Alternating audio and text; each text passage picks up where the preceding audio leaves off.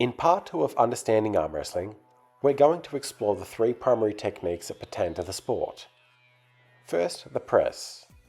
Now, the press, also known as the shoulder roll, is primarily a tricep and shoulder based movement whereby the competitor positions their shoulder behind their wrist to transfer force from their trunk into their opponent's arm. This technique can be further divided into the conventional press, whereby the athlete retains wrist flexion, or the flop press, which involves the same maneuver, but this time wrist flexion is lost, thereby causing wrist extension as they push.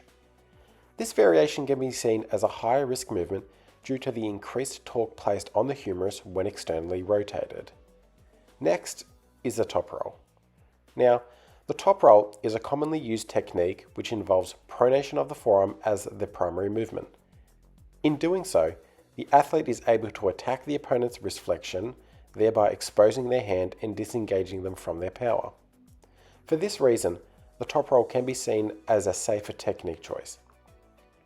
The top roll can also be divided into two main variations, the high hand top roll and the low hand top roll.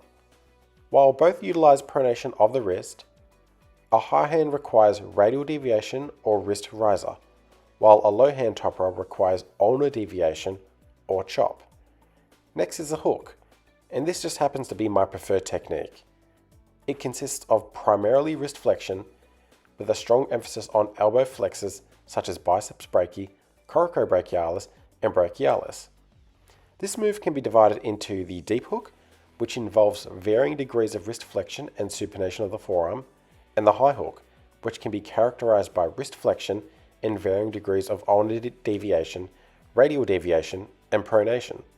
The hook is known for being strength oriented, which can lead to long wars between opponents with similar styles.